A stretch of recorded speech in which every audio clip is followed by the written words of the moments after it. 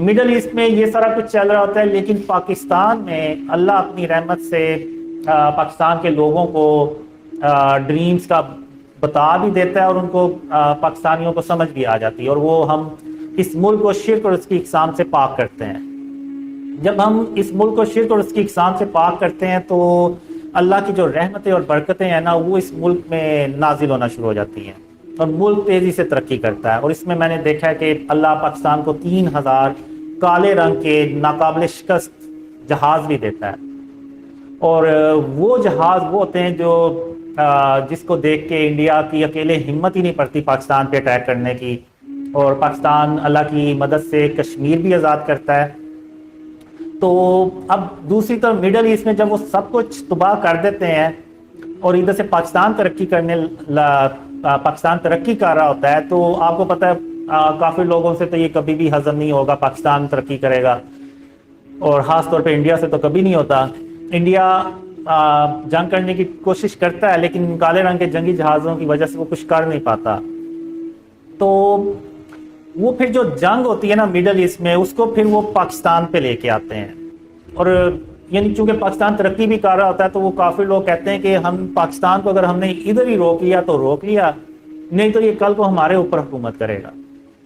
تو وہ اس نظریے سے بھی نہ سارے ہندوستان میں جمع ہوتے ہیں، اور پاکستان اکیلا ایک طرف ہوتا ہے۔ اس میں یہ ہوتا ہے کہ وہ اللہ اپنی رحمت سے ڈریمز پھیلاتا بھی چلا جاتا ہے، اور بہت سارے مسلمان یعنی اسلام کا جو آخری قلعہ ہے پاکستان، اور جہاں پہ غزوہ ہند لڑی جانی ہے، اور جہاں سے خاتم النبیین محمد صلی اللہ علیہ وسلم کا جو سچا اسلام ہے وہ پھیلنا ہے، تو اس کے دیکھتے ہوئے بھی نا پوری دنیا سے مسلمان پاکستان میں ہجرت کرتے ہیں، مائگریٹ کرتے ہیں، اور پاکستان کی جو آبادی ہے نا وہ کافی پھیل بھی جاتی ہے، کافی زیادہ بھی ہو جاتی ہے۔ تو وہ سارے دشمن جب اکٹھے ہو جاتے ہیں تو یہ اگر میں کہوں کہ وہ ایک طرف 100 ملک اکٹھے ہو گئے اور ایک طرف پاکستان اکیلا ہے،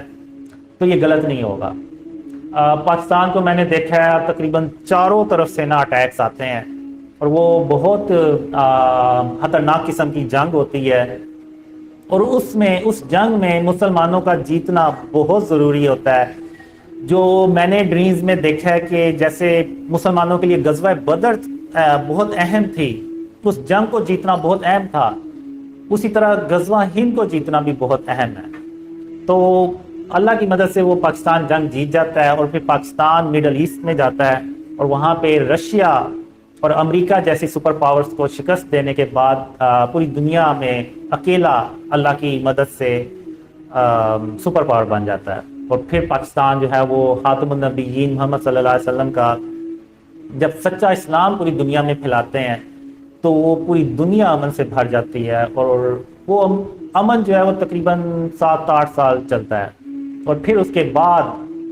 قیامت کی بڑی نشانیاں، یعنی دجال